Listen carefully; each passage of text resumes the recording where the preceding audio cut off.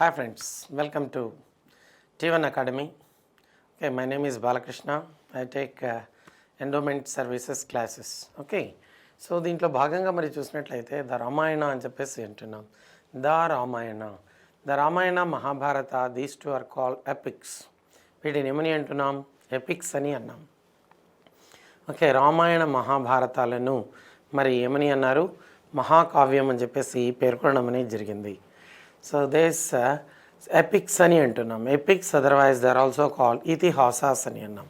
The Ramayana and the Mahabharata. ఒకటేమో రామాయణము అని చెప్పేసి అంటున్నాం, రామాయణము.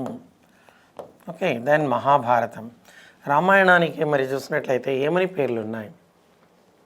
This Ramayana that was also called Paulastya Vadha అని చెప్పేసి పేర్కొన్నారు. ఓకే, సీతాయాశ్చరితం మహత్ అని కూడా అన్నారు.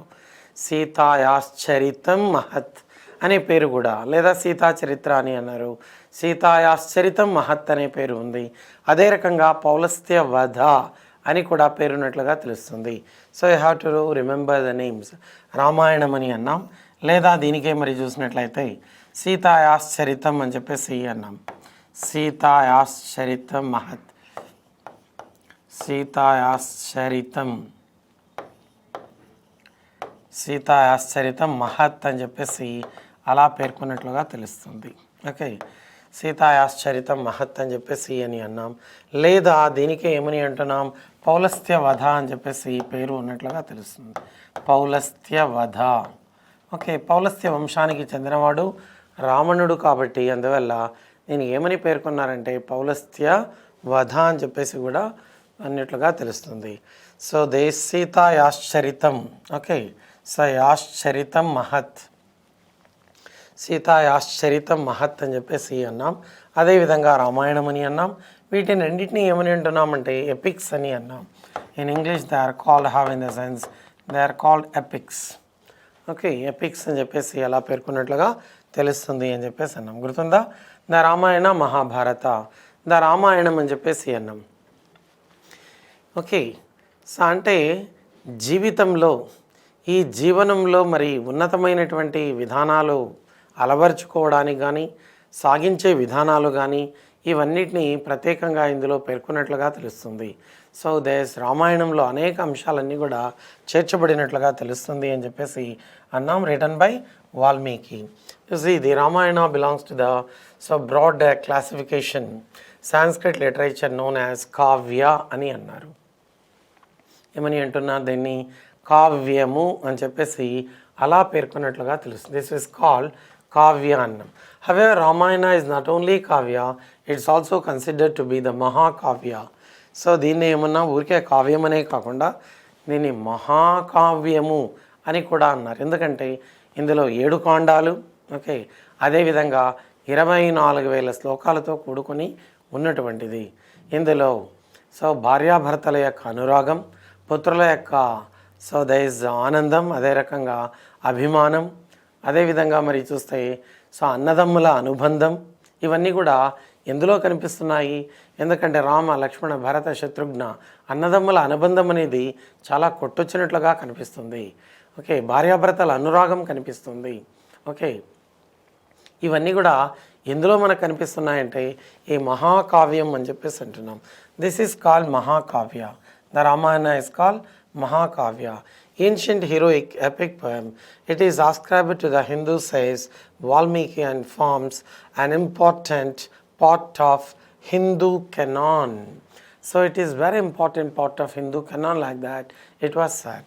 It was written by whom? It was written by Saint Valmiki. దీన్ని రాసింది ఎవరన్నాం? సెయింట్ వాల్మీకి. వాల్మీకి మహర్షి రాసినట్లుగా తెలుస్తుంది అని చెప్పేసి అన్నాం. సెయింట్ వాల్మీకి, ఈ వాల్మీకి మహర్షి రాసినట్లుగా తెలుస్తుంది. మరి వాల్మీకి మహర్షి రాసినటువంటి మహాకావ్యం అని చెప్పేసి అన్నాం. వాల్మీకి మహర్షి నారద మహర్షి వచ్చినప్పుడు అడిగాడట, ఈ భూమండలంలో ఎవరైనా సద్గుణ సంపన్నుడు ఎవరైనా ఉన్నారా అని అన్నప్పుడు ఎందుకు లేడు? సకల గుణాభిరాముడు శ్రీరాముడు అని చెప్పేసి అలా పేర్కొన్నట్లుగా తెలుస్తుంది. So this Narada Maharshi said to Valmiki. మరి అలా అతని యొక్క చరిత్రను రాసినటువంటి ఘనత ఎవరిది అంటే వాల్మీకిది. శ్రీరాముని చరిత్రను రాసినటువంటి ఘనత. సీతాయాశ్చరితం మహత్ అని అన్నాం దీన్ని. అదే రకంగా మరి చూసినట్లయితే పౌలస్త్య వధ అని అన్నాం, లేదా రామాయణ అని చెప్పేసి అన్నాం. ఇదొక కావ్యమే కాకుండా ఇదొక మహాకావ్యం అని అంటున్నాం. ఇట్ ఈస్ నాట్ ఓన్లీ కావ్యం, ఇదొక మహాకావ్యం. How many shlokas are there in this? There are 24,000 shlokas. ఎన్ని శ్లోకాలు ఉన్నాయి ఇందులో? 24,000 శ్లోకాలు ఉన్నట్లుగా తెలుస్తుంది. How many shlokas are there means there are 24,000 shlokas in this అని చెప్పేసి ఉంటున్నాం. Okay, so it is epic, otherwise it is also called itihasa అని కూడా అన్నారు. ఎపిక్ అంటే కావ్యము, ఇతిహాసం అన్న కూడా కావ్యము అని అంటున్నాం. సో ఇతిహాసాలు రెండు, ఒకటి రామాయణం, ఒకటి మహాభారతం. అందులో భాగంగా మరి రామాయణం అనేది that is the first and foremost one. మరి రామాయణం ఏ యుగానికి చెంది ఉంది అని అన్నట్లయితే త్రేతాయుగానికి చెంది ఉన్నట్లుగా తెలుస్తుంది. యుగాలు ఎన్ని? యుగాలు 4. ఒకటి కృతాయుగం లేదా దాన్నే సత్యయుగము అని అన్నారు. రెండవది త్రేతాయుగం, మూడవది ద్వాపరాయుగం, నాలుగవది కలియుగం. ఇందులో భాగంగా మరి చూస్తే రామాయణం అనేది ఏ యుగానికి చెంది ఉన్నటువంటిది? త్రేతాయుగానికి చెందినటువంటిది అని చెప్పేసి అన్నాం. Return by saint Valmiki. ఈ వాల్మీకి రాసినటువంటి మహాకావ్యం అని చెప్పేసి అంటున్నాం. That's one of the important area I have to. The Ramayana is one of the 2 great epics of India. One of the 2 great epics అని అంటున్నాం. One of the 2 great epics. ఎందుకంటే one is the Ramayana, one is the Ramayana అని అన్నాం. One is the Mahabharata, one is the Mahabharata. These 2 Mahabharata అని అంటున్నాం. One is the Ramayana and one is the Mahabharata. ఇందులో of the 2 great epics Ramayana is 1 అని అన్నాం. ఈ 2 గ్రేట్ ఎపిక్స్ అయినప్పుడు మహాభారతం, రామాయణం 2 గ్రేట్ ఎపిక్సే, మహాకావ్యాలే. అందులో మొదటగా చెప్పబడింది మరి రామాయణ అన్నాం. ఏ యుగానికి చెంది ఉందన్నాం? This belongs to Tretayuga. త్రేతాయుగానికి చెందినది అని అన్నాం. దిస్ బిలాంగ్స్ టు త్రేతాయుగ అని చెప్పేసి అంటున్నాం. It belongs to which yuga? It belongs to Treta Yuga. That you have to remember. So the other being the Mahabharata. One is the Ramayana and one is the Mahabharata. It depicts the duties, what it says, what it tells, duties of relationships. ఇవన్నీ కూడా ఒకరి మధ్య ఇందాక అన్నాం, భార్యాభర్తల మధ్య ఉన్నటువంటి అనురాగం, అదే రకంగా పుత్రుల యొక్క అభిమానం, అన్నదమ్ముల యొక్క అనుబంధం, జీవన విధానం, పశుపక్షాదుల పట్ల కరుణ, దయ మొదలైనటువంటివన్నీ కూడా ఎందులో కనిపిస్తున్నాయంటే రామాయణ మహాభారతాల్లో మనం చూడవచ్చు.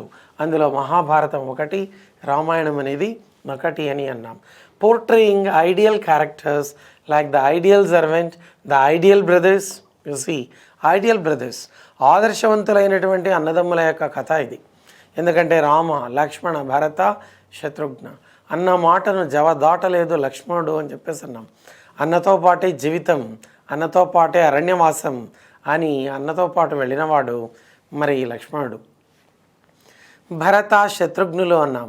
మరి భరతుణ్ణి పట్టాభిషేకం చేసుకోనివ్వు అని అన్నప్పుడు నేను పట్టాభిషేకం చేసుకున్నదా? అన్న ఉన్నప్పుడు నేను ఎలా పట్టాభిషేకం చేసుకోవడం జరుగుతుంది?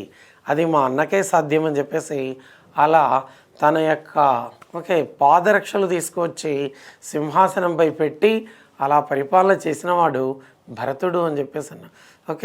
సో రామ, లక్ష్మణ, భరత, శత్రుఘ్న ఇలా మరి చూస్తే మహాభారతం ఈ 2 కావ్యాలు అయితే అందులో మొదటిది Ramayanam. Portraying ideal characters like ideal servant, the ideal brothers, ideal wife and ideal king. So ఇందులో ఐడియల్ వైఫ్ అన్నాం, ఆదర్శవంతమైనటువంటి స్త్రీ, భార్య సీతాదేవి అన్నాం. అందుకే సీతాయాశ్చరితం మహత్ అని చెప్పేసి అన్నాం. దీన్ని సీతాయాశ్చరితం మహత్ అని చెప్పేసి పేర్కొన్నట్లుగా తెలుస్తుంది. సో ఇలా మరి ఆదర్శవంతమైనటువంటి సోదరులు, అన్నదమ్ములు, ఆదర్శవంతమైనటువంటి భార్యగా సీతాదేవి, అదే రకంగా ఆదర్శవంతమైనటువంటి రాజుగా, చక్రవర్తిగా మరి శ్రీరాముడు, శ్రీరామరాజ్యం అని చెప్పేసి అంటున్నాం. అంటే ఎటువంటి ఒడిదుడుకులు లేకుండా, ప్రజలకు ఎటువంటి ఇబ్బందులు కలగజేయకుండా కొనసాగినటువంటి రాజ్యం.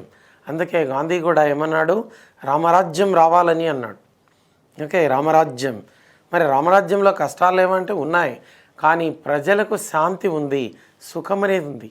అంటే అఫ్కోర్స్ పేదరికం ఉండొచ్చు, కానీ సో కష్టాలు కూడా ఉండొచ్చు, కానీ శాంతి ఇవన్నీ కూడా ఉండాలి.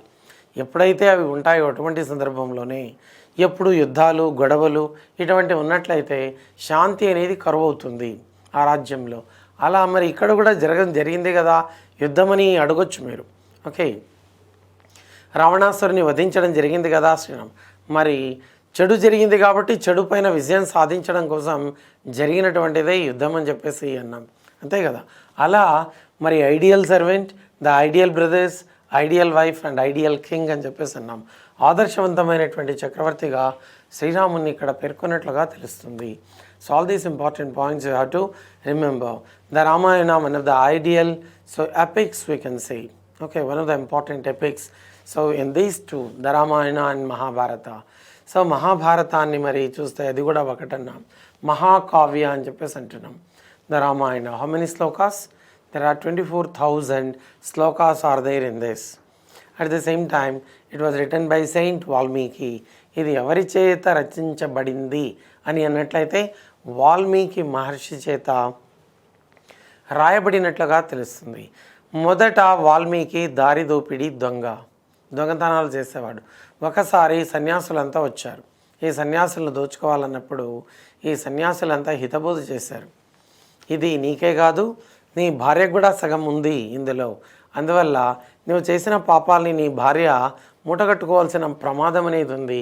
అదేవిధంగా ఆమె ఎట్టి పరిస్థితిలో కూడా దీనికి అంగీకరించదు అని అన్నప్పుడు ఒక చెట్టుకు వీళ్ళని కట్టివేసి వెళ్ళిన వాడి వాల్మీకి అని అన్నాం.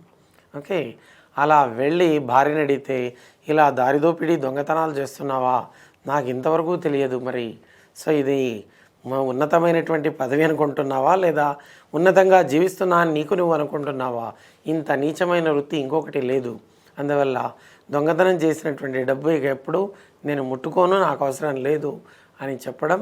అలా మారిపోయిన వాడు ఎవరంటే వాల్మీకి మహర్షిగా మారిపోయాడు. చివరికి రాసినటువంటి కావ్యం రామాయణము. ఓకే, సో ఇలా ఈ రామాయణంలో ఆదర్శవంతమైనటువంటి జీవితాలన్నీ కూడా కనిపిస్తున్నాయి.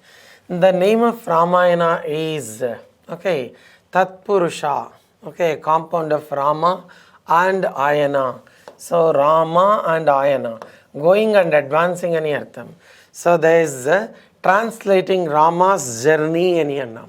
శ్రీరాముని యొక్క విధానం ఎలా కొనసాగింది అనే అంశాలన్నీ కూడా తెలియజేస్తుంది అని చెప్పేసి అన్నాం.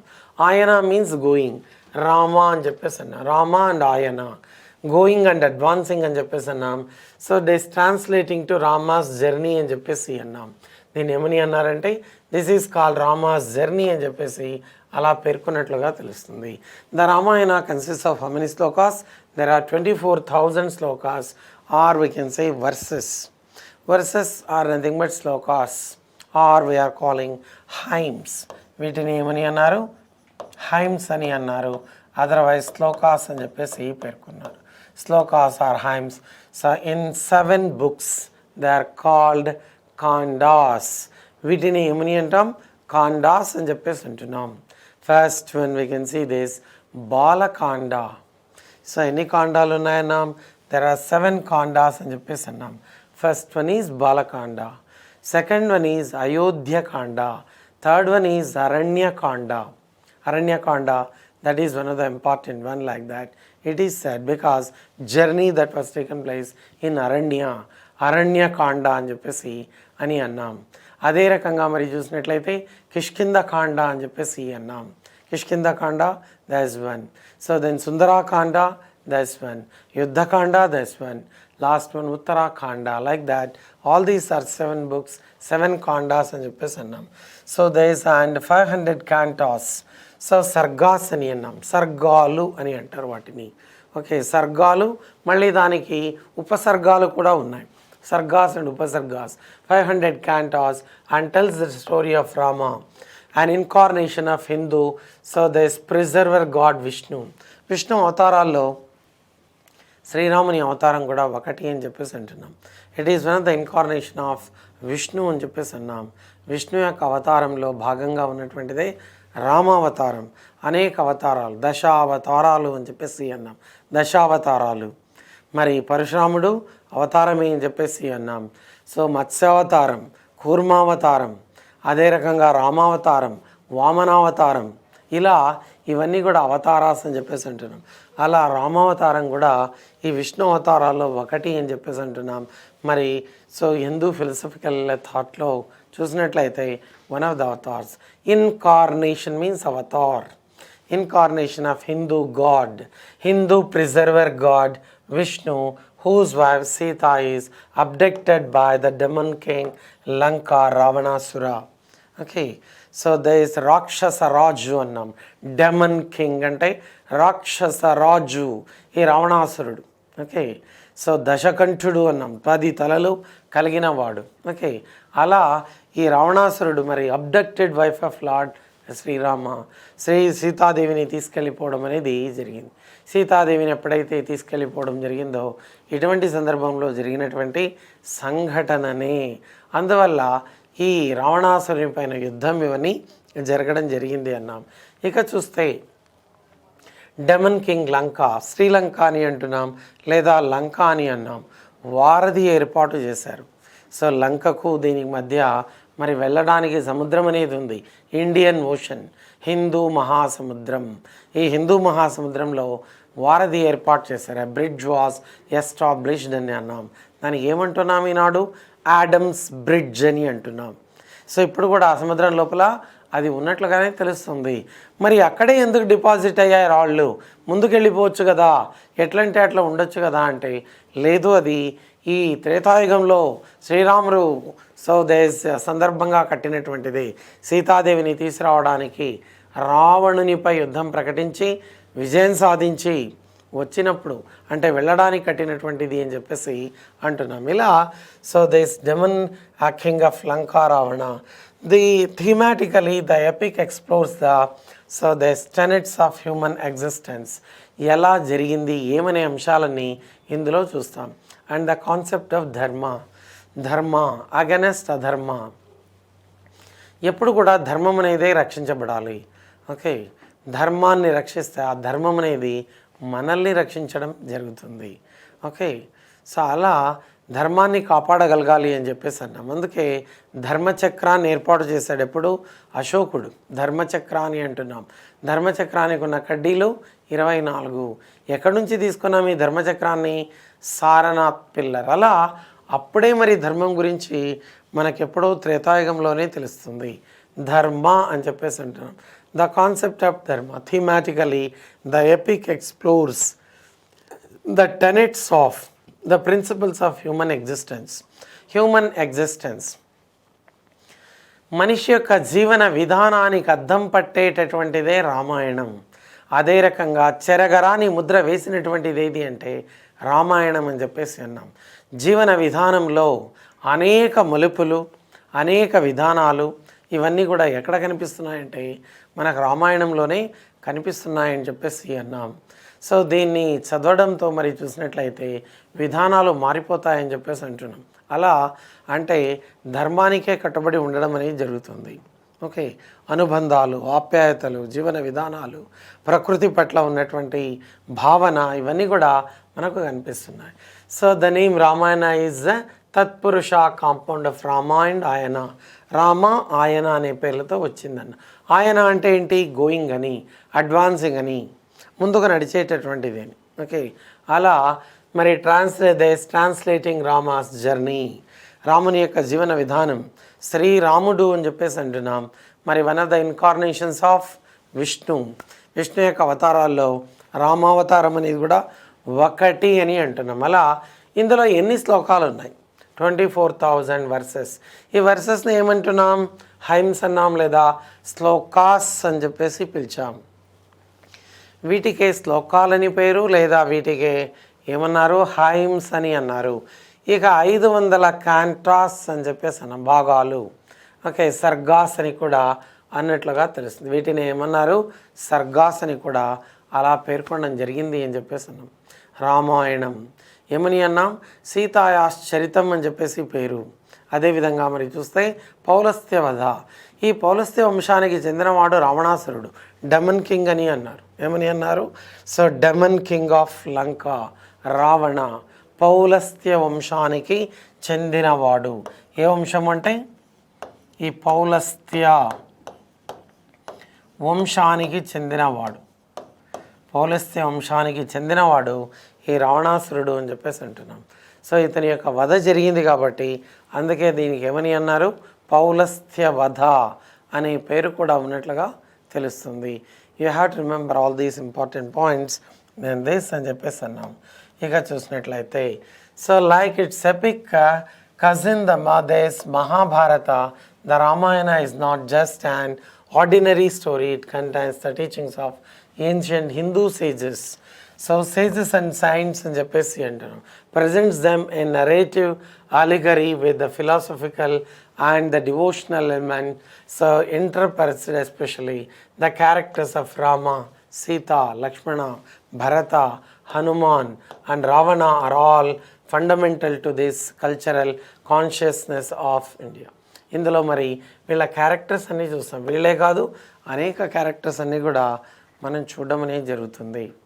సో ఇందులో శ్రీరామును, రాముని యొక్క భార్య సీతాదేవి, రాముని యొక్క సోదరులు లక్ష్మణ, భరత, శత్రుఘ్నులు, అదే రకంగా మరి చూస్తే సో హనుమంతుడు, రావణాసురుడు, వీళ్ళు ప్రధానంగా మనకు చూస్తాం. వీళ్ళతో పాటుగా మనకు సుగ్రీవుడు, వాలి, వానరులు, వీళ్ళను కూడా చూస్తాం. ఇక రావణుని సోదరులను కూడా చూస్తాం మనం. ఓకే, రావణాసురుడు అన్నాం. ఈ రావణుని సోదరుడు కుంభకర్ణుడు, విభీషణుడు, వీళ్ళ యొక్క రావణాసురుని యొక్క పుత్రులు, ఓకే, ఇంద్రజిత్తు, ఇట్లా వీళ్ళందరినీ కూడా మరి ఇందులో చూడడం అనేది జరుగుతుంది. ఎందుకంటే ఈ యుద్ధంలో మరి అందరూ కూడా పార్టిసిపేషన్. సో అటువైపు నుండి లంక నుండి రాక్షస సైన్యం, ఇక్కడి నుంచి వానర సైన్యం, ఇదంతా ఉంది. ఓకే, సో ఈ విధంగా అనేక క్యారెక్టర్స్ అన్నీ కూడా ఇందులో మనం చూడడం అనేది జరుగుతుంది రామాయణంలో. ఇది జీవిత చరిత్రను అంటే జీవిత గమనానికి ఒక అద్దం పట్టే గ్రంథంగా మరి పేర్కొనడం అనేది జరుగుతుంది అన్నాం. సో మరి చూస్తే according to Hindu tradition the Ramayana takes place during the period of time known Tretayuga. ఇందాక అన్నాం యుగాలు ఎన్ని అంటే 4. ఈ 4 యుగాల్లో మొదటిది ఏమన్నాం? కృతాయుగము లేదా దానికే సత్యయుగము అని పేరు. రెండవది త్రేతాయుగం. రెండవది ఏది అంటే త్రేతాయుగము అని అన్నాం. మూడవది మరి చూస్తే ద్వాపరాయుగం. 4వది కలియుగం. ఇప్పుడు నడుస్తున్న యుగమే కలియుగము అని అంటున్నాం. ఇప్పుడు నడుస్తున్న యుగం ఏది అంటే కలియుగం. కానీ మనకు ఎగ్జామినేషన్లో అడగవచ్చు, రామాయణం ఏ యుగానికి చెందినది? ఈ మహాకావ్యమైనటువంటి రామాయణం అనేది ఏ యుగానికి చెంది ఉంది అంటే యూ హ్యావ్ టు రిమెంబర్ త్రేతాయుగానికి చెంది ఉన్నటువంటిది అని చెప్పేసి అన్నాం. It belongs to which yuga? Tretayuga. This belongs to Tretayuga అని చెప్పేసి అంటున్నాం. Okay, at the same time the Mahabharata belongs to Dwaparayuga. Dwapara yuga అని అన్నాం. అండ్ కలియుగ. ఇలా మరి త్రేతాయుగానికి in its extant form Valmiki's Ramayana is an epic poem, some 50,000 lines. The text survives. So the text survives in several thousand partial and complete manuscripts. అనేక భాషల్లో ఇది ఏమైంది? Translate అయింది. అదే రకంగా మనుస్క్రిప్ట్స్ అన్నీ రావడం. The oldest of which appears date from 11th century AD. So dates from 11th century AD అని చెప్పేసి అంటున్నాం. ఇలా ప్రాచీన గ్రంథాల్లో ఇది కూడా ఒకటి అని చెప్పేసి అంటున్నాం. రామాయణం అనేది కూడా that's one of the important epics అని అన్నాం. మరి చూస్తే ఇందులో 24,000 శ్లోకాస్. ఎన్ని కాండాస్ ఉన్నాయి? కాండాస్ ఆర్ 7 ఇన్ నంబర్ అని చెప్పేసి అన్నాం. ఎన్ని కాండాస్? 7 కాండాస్ అని అంటున్నాం. Cantos 500 cantos they are there in this Ramayana. ఎన్ని క్యాంటాస్ ఉన్నాయి ఇందులో? There are 500 cantos in this. Kandas 7 kandas. అంటే విభాగాలను ఏమని అన్నారు? కాండాలు అన్నారు. మహాభారతంలో ఏమన్నారు? పర్వాలు అని చెప్పేసి అన్నారు. అలా ఇక్కడ భాగాలను రామాయణంలో ఉన్నటువంటి భాగాలను ఏమని అంటున్నామంటే కాండాలు అని చెప్పేసి అలా పిలిచినట్లుగా తెలుస్తుంది అని చెప్పేసి అన్నాం. గుర్తుందా? So this like it's epic because in the Mahabharata, the Ramayana is not just ordinary story.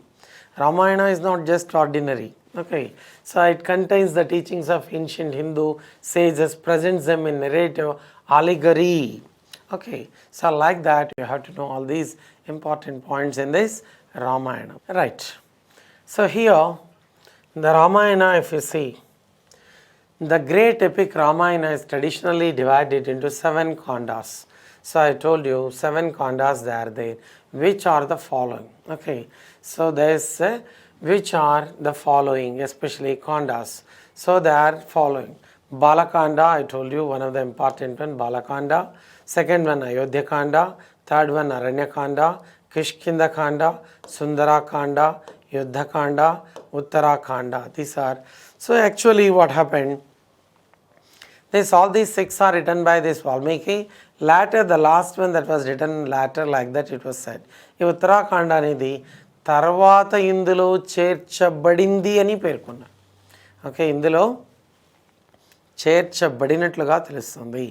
So ఇందులో మరి చూసినట్లయితే తర్వాత దీన్ని చేర్చారు అని చెప్పి పేర్కొనడం అనేది జరిగింది. ఇప్పుడు గుర్తున్నాయా, మనకు ఎగ్జామినేషన్లో ఒక ఆర్డర్లో పెట్టండి కాండాస్ అని అడగవచ్చు. ఆర్డర్లో పెట్టండి అని 4 ఇచ్చినప్పుడు మొదట ఏది, తర్వాత ఏది, ఆ తర్వాత ఏది, you have to remember them in chronological order. That is very important. First one Bala Kanda, second one Ayodhya కాండ, థర్డ్ వన్ అరణ్య కాండ. After that only you have to no this Kishkindha కాండ, దెన్ సుందరా కాండ, యుద్ధ కాండ, ఉత్తరా కాండ. Like this, there are 7 kandas in this. So all these 7 kandas అని చెప్పేసి అంటున్నాం. Each kanda deals with particular period of Rama's life in chronological order. ఇదంతా ఒక అర్థవంతంగా సిస్టమాటిక్గా ఏ కాండంలో ఏం జరిగింది అనే అంశాలన్నీ తెలియజేస్తుంది. జీవన గమనంలో, శ్రీరాముని యొక్క జీవన గమనంలో ఓకే ఎలా జరిగింది ఏంటి అనే అంశాలన్నీ కూడా తెలియజేయడం అనేది జరుగుతుంది. So all these they are coming under. So this one that is very very important. You have to know how many kandas are there. There are 7 kandas are there. How many slokas are there? Slokas are 24,000 slokas. ఇందులో ఉన్నటువంటి శ్లోకాలు okay శ్లోకాలు అని అన్నాం. Otherwise we are calling them shlokas are hymns. So we are calling hymns or slokas. Okay, how many slokas? 24,000 slokas. That you have to remember. 24,000 slokas ఇందులో ఉన్నాయని చెప్పేసి అన్నాం. There are 24,000 slokas in this. That is important. Okay, then 7 kandas already you know well.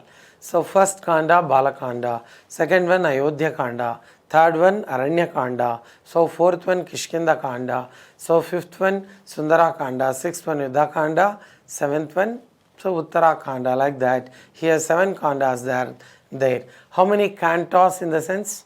500 cantos are there. Okay, so like that you have to remember all these. Thank you.